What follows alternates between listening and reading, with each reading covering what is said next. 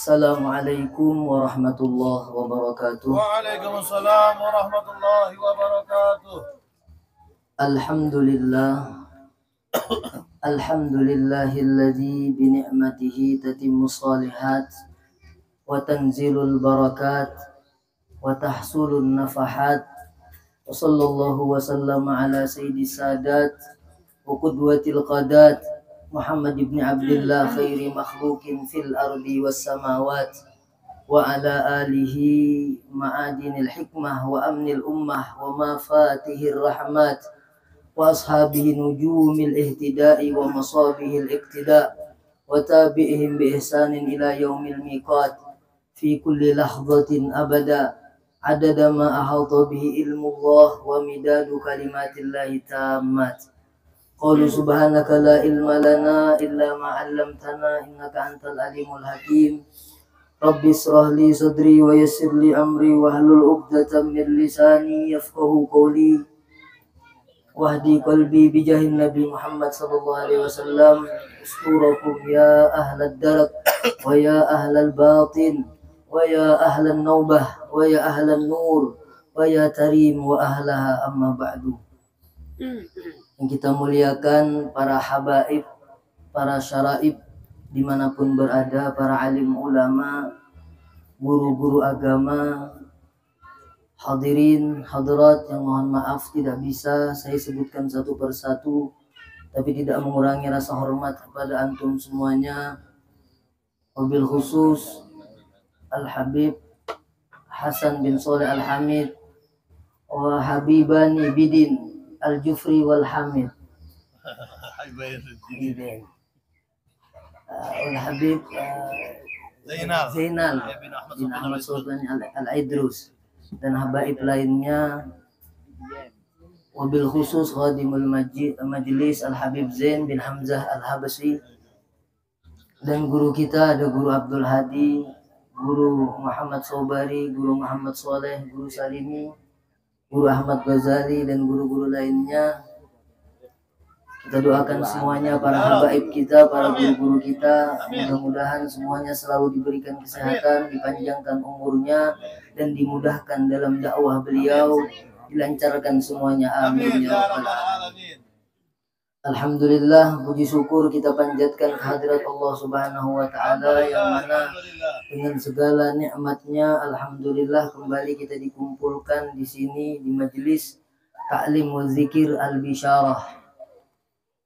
Salawat dan salam semoga selalu tercurah kepada junjungan kita, panutan kita, Sayyidil Wujud, baginda Nabi besar Muhammad sallallahu alaihi wasallam, pada keluarga beliau, sahabat beliau, pengikut beliau ila yaumil qiyamah.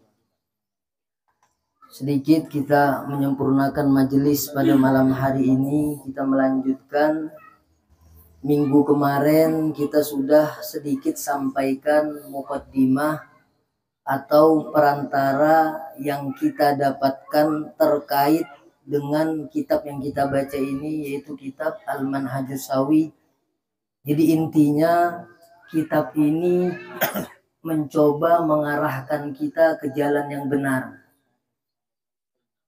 jalan yang sudah diajarkan oleh para sadah alawiyin yang terdahulu, yang mereka mendapatkan ini semua daripada aban wa anjad, artinya dari bapaknya kemudian kakeknya terus sampai kepada junjungan kita baginda Nabi besar Muhammad sallallahu alaihi wasallam.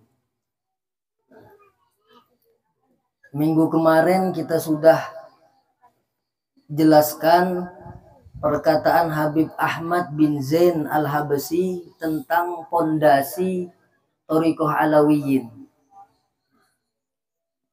Menurut Habib Ahmad bin Zain Al-Habasi, Thariqah Alawiyin ini ada 5 pondasi: al-ilmu, wal-amalu, wal-wara'u, wal-khawf minallah, wal-ikhlas lahu azza wa jalla. Yang pertama, ilmu. Di dalam Thariqah Alawiyin itu tidak bisa kalau tidak menuntut ilmu. Jadi harus menuntut ilmu. Menuntut ilmu di sini ada 3 macam. Yang dikatakan thalibul ilm itu ada 3. Yang pertama adalah orang alim yang mengajarkan ilmunya. Itu disebut penuntut ilmu. Jadi para guru-guru, para asatid yang mengajarkan ilmunya itu disebut penuntut ilmu. Kemudian yang kedua adalah muta'allim. Orang yang belajar ilmu seperti para santri, itu disebut penuntut ilmu. Kemudian yang ketiga adalah mustami'. Orang yang pendengar ilmu. Itu juga disebut penuntut ilmu. Jadi kita semua yang hadir di sini semuanya adalah penuntut ilmu. Kalau ada yang bawa kitab ataupun ada yang membawa catatan, nah itu disebut muta'allim, orang yang belajar ilmu. Tapi kalau kita yang sebagian hanya mendengarkan saja, itu disebut mustami'. Tapi sama, dua-duanya adalah penuntut ilmu. Rasulullah Shallallahu Alaihi Wasallam mengatakan, ilmu imamul amal, wal amalu tabi'uhu, yuhlamuhul su'ada wa yuhramuhul ashkiya. Ilmu itu adalah imamnya amal, dan amal itu mengikuti daripada ilmu. Kalau kita tidak mempunyai ilmu, kita tidak bisa beramal. Ilmu itu hanya diberikan kepada orang-orang yang beruntung. Nah, sedangkan ilmu dicegah daripada orang-orang yang celaka. Jadi kalau kita suka menuntut ilmu, kita suka hadir majelis seperti ini, kita suka mendengar nasihat-nasihat agama, kita termasuk orang-orang yang beruntung. Sedangkan orang yang tidak suka menuntut ilmu, tidak suka mendengarkan nasihat, itu termasuk orang-orang yang celaka. Jadi alhamdulillah di kampung kita, di Bengalon ini setiap malam ada majelis. Orang-orang yang hadir di majelis ini adalah orang-orang yang beruntung. Kalau bisa anak-anaknya kita biasakan untuk hadir di majelis ilmu. Supaya dia dapat mengenal kebaikan, kemudian dapat mengenal para habaib, para guru-guru, mengenal daripada ilmu agama, agar menjadikan anak tersebut cinta kepada ulama, cinta kepada para habaib, cinta kepada majelis-majelis seperti ini. Dikatakan ghanimatu majalisi zikir al-jannah. Hasil daripada majelis zikir, hasil daripada majelis sholawat, majelis ilmu adalah surga. Jadi kita semua yang hadir di sini, insya Allah calon penghuni surga.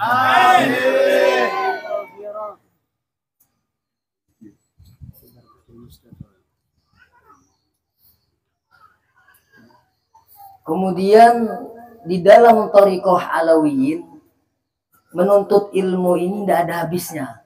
Dari lahir sampai kita mati baru habis menuntut ilmu. Minal mahdi ilal lahdi. Dari buayan ibu sampai ke liang lahat.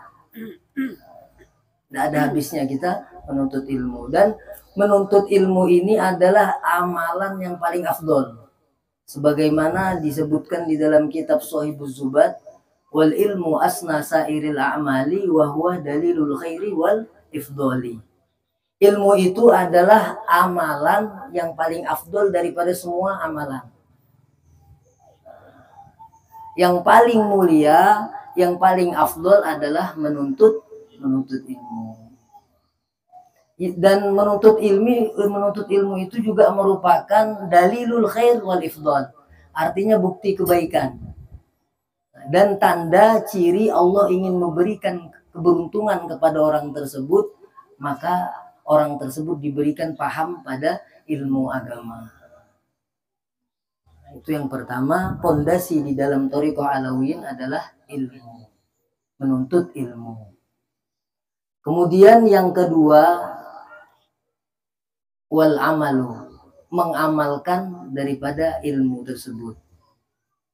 Nah ini yang berat, ujiannya sangat luar biasa. Bahkan para alim ulama, guru-guru pun tanggung jawabnya juga lebih besar. Apalagi yang menyampaikan ilmu itu lebih besar lagi. Misalnya kita diajari oleh guru-guru kita, misalnya tentang sholat duha. Hukumnya sholat duha sunnah. Sekurang-kurangnya 2 rakaat. Sebanyak-banyaknya 8 rakaat. Nah, kita tahu itu. Kemudian kita paham apa yang disampaikan oleh guru kita, maka harus kita kerjakan. Atau misalnya guru kita mengajari kita tentang keutamaan bersiwak.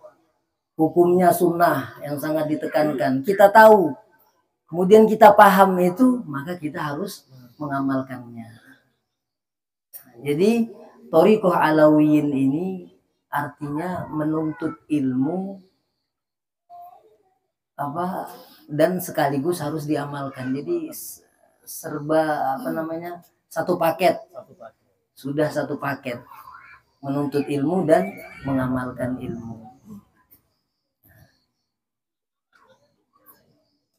Al-Habib Ahmad bin Hasan Al-Attas, pengarang kitab Tadhkirun Nas, beliau mengatakan ahlu baiti thariqatuhum al-amal. Keluarga Nabi itu adalah thariqahnya adalah al-amal, perbuatan. Jadi kenapa beliau Habib Ahmad bin Hasan Al-Attas mengatakan al-amal saja, ilmu tidak? Karena ilmu sudah banyak. Ilmu ada di mana-mana. Kita semua sudah dapat yang namanya ilmu. Cuman pengamalannya ini yang sangat berat. Nah, Thariqah Alawiyin itu menuntut ilmu, kemudian mengamalkan ilmu tersebut. Kemudian yang ketiga daripada pondasi Thariqah Alawiyin adalah wal wara. Nah, ini wara ini menduduki kedudukan yang paling penting di dalam thariqah. Wara. Nanti dijelaskan oleh pengarang kitab ini wara itu seperti apa. Tapi secara umum wara itu ada wara yang paling rendah, ada wara yang paling tinggi. Wara yang paling rendah ini adalah menjauhi segala sesuatu yang haram. Jadi segala sesuatu yang haram dijauhi. Ini wara yang paling rendah. Misalnya pakaian yang haram kita jauhi. Perkataan yang haram kita jauhi. Tingkah laku yang haram kita jauhi. Makanan minuman yang haram kita jauhi. Itu wara yang paling rendah. Kalau wara yang paling tinggi itu adalah meninggalkan sesuatu yang halal kalau terdorong oleh nafsu. Meninggalkan sesuatu yang halal kalau terdorong oleh nafsu. Maksudnya misalnya ada makanan ini sudah jelas halal. Makanan ini sudah jelas halal. Tapi kita ada nafsu ingin memakan makanan tersebut, kemudian kita tolak makanan itu, maka itu adalah wara yang paling tinggi. Menolak daripada hawa nafsu. Padahal sudah jelas makanan tersebut adalah halal. Tapi masih ada nafsu di situ yang kalau kita lawan daripada nafsu itu wara yang paling tinggi. Yang lebih mudahnya kita pahami, wara itu ada 2 tandanya. Ada 2 alamat orang yang wara. Yang pertama, orang yang wara itu tidak merasa bahwa dirinya adalah wara. Tidak merasa bahwa dia adalah orang yang wara. Kalau ada terlintas di dalam hatinya aku wara, sudah itu bukan wara. Atau misalnya dia tidak mau mengatakan orang lain itu bukan wara. Itu juga orang yang wara. Walaupun orang alim, walaupun ulama besar, walaupun tuan guru besar, tapi kalau di dalam hatinya ada terlintas aku wara, bukan wara sudah. Atau orang alim tersebut mau mengatakan orang lain itu bukan wara. Dia duluan yang bukan wara. Karena mengatakan orang yang tidak wara.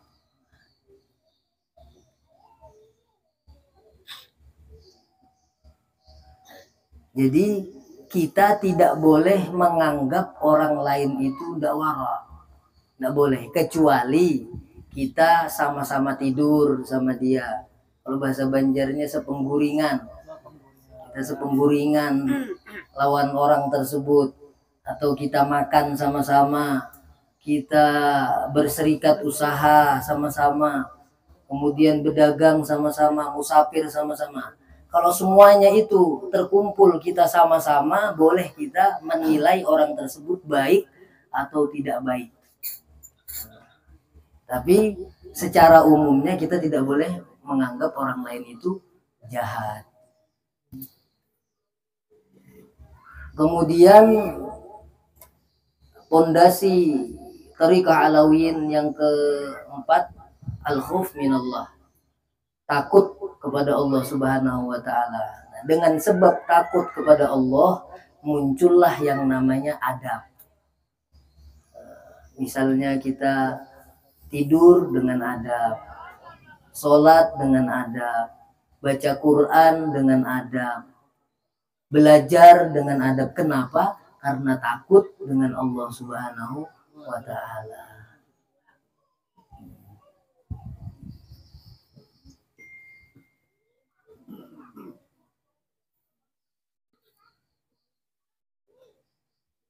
Kemudian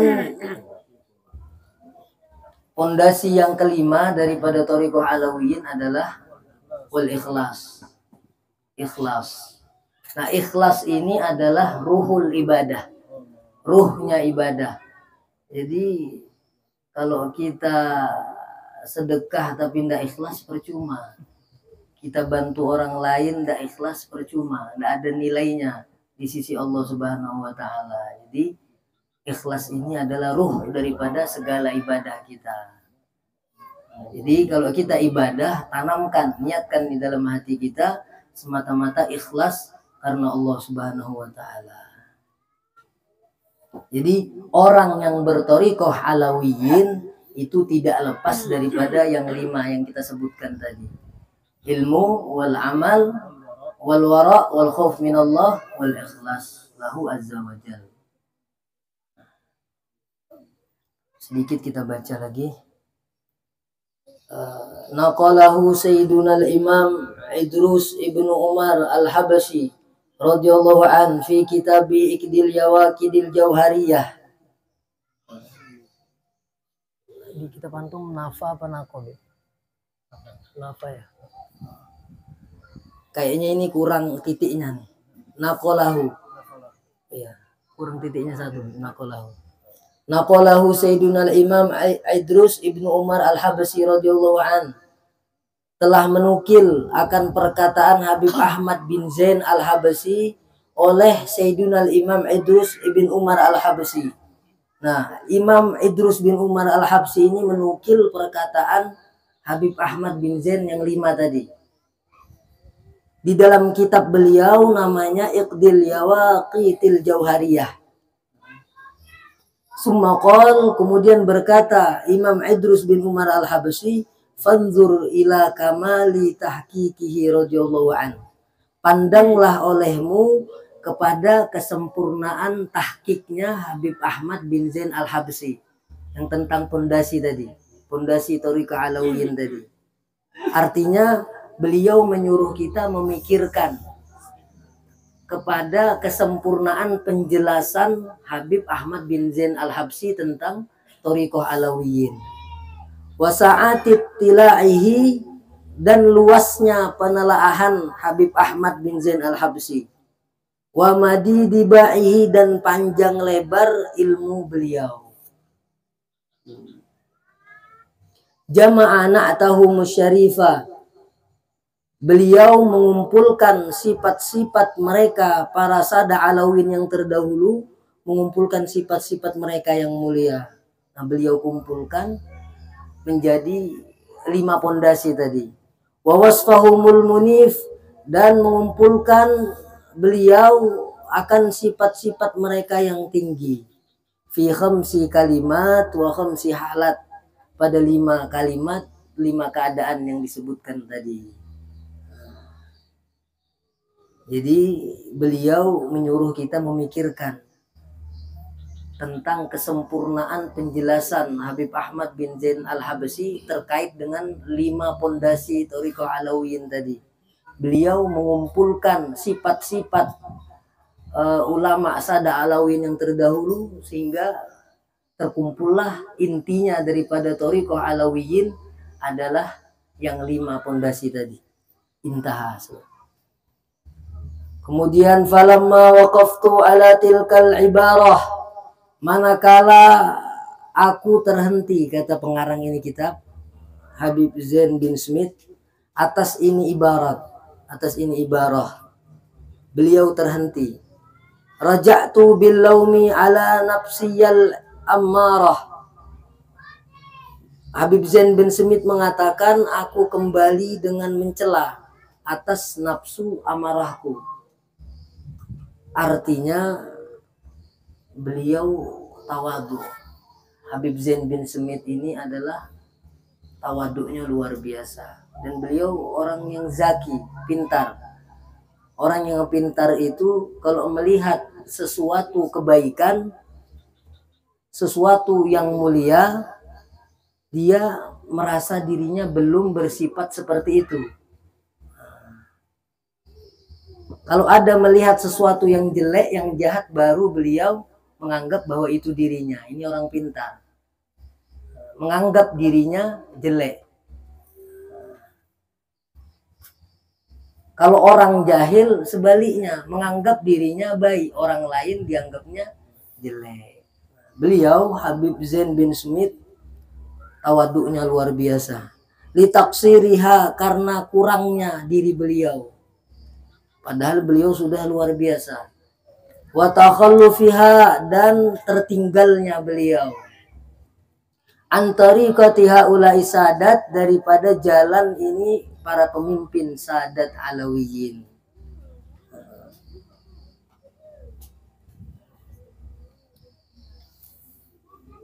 Jadi Habib Zain bin Smith, pengarang kitab ini, ketika melihat bahwa perjalanan ulama Alawiyyin ini dahulu orangnya berilmu, kemudian mengamalkan ilmu, wara, khauf, ikhlas karena Allah, beliau merasa diri beliau masih tidak ada apa-apanya dibandingkan ulama-ulama yang dahulu. Summa taharrakat himmatil kasirah, kemudian tergerak keinginanku, kata pengarang ini kitab, kata Habib Zain bin Smith, tergerak keinginanku yang pendek, wa niyatil fatirah, dan niatku yang lemah, fi jam'i ma tayassara minal adillati wan nususil wadihat, pada mengumpulkan yang mudah daripada dalil-dalil dan nas-nas yang sudah jelas. Jadi beliau mengarang ini kitab daripada dalil dan nas yang sudah jelas. Wal fawaidi wan nafaisil mustajadat, dan juga faidah-faidah yang bernilai, yang baik-baik. Takunu kasyarhi ala tilkal khamsil halat, adalah beliau Habib Zain bin Smith yang mengarang kitab ini. Beliau menjelaskan atas demikian itu daripada 5 pondasi daripada Thariqah Alawiyyin. Allati, yang adalah 5 keadaan tersebut, hiya usulu thariqati arbabil ahwali wal magamat, yaitu adalah pokok daripada thariqah orang-orang yang punya ahwal dan punya maqamat. Fa'asa an tataharraka himmatut talibin, maka semoga tergerak semangat himmah para talibul ilm dengan berkat ini kitab. Wa tataqawwa azimatus salikin, dan semoga kuat cita-cita orang-orang yang menuntut ilmu, mimman waqafa 'alaiha minal ikhwanir ragibin fi suluki tariqatihim, daripada orang yang terhenti atasnya, daripada saudara-saudara yang gemar pada menjalani jalannya mereka, sadah alawin yang terdahulu. Fayahmilahum dzalika ala iktifai sabilihim, maka mendorong akan mereka oleh yang demikian ini, kitab ini maksudnya, atas mengikut daripada jalan mereka, wal ihtida'i bihadihim, dan mencari daripada petunjuk-petunjuk mereka. Walaisali, dan tidaklah aku, kata Habib Zain bin Smith, illal jam'u, kecuali hanya menghimpunkan. Tawaduk lagi beliau. Beliau bukan mengarang, kata beliau, tapi hanya menghimpunkan daripada kitab ini, kitab itu. Rajian bidzalikan naf'a, beliau berharap demikian ini, kitab ini akan bermanfaat li, bagiku, walisairil mu'minin, dan bagi sekalian orang-orang yang beriman. Liyakuna dzalik insyaallah minal baqiyatis shalihat wal hasanatil jariyat fil hayati wa ba'dal mamat. Jadi intinya thariqah alawiyin ini itu ghazaliyatul zahir wa syadziliyatul batin. Thariqah alawiyin ini secara zahirnya mengikut Imam Ghazali dan secara batinnya mengikut Imam Asy-Syadzili. Mudah-mudahan kita pelan-pelan dapat mengamalkan daripada apa yang disampaikan oleh Habib Zain bin Smith ini. Mungkin pertemuan kita malam hari ini sampai di sini. Selanjutnya, wa innani ma'atrafi bil ajzi wat taqsiri wallahu a'lam bisawab. Salahilah, mohon maaf. Wassalamualaikum warahmatullahi wabarakatuh. Waalaikumsalam warahmatullahi wabarakatuh.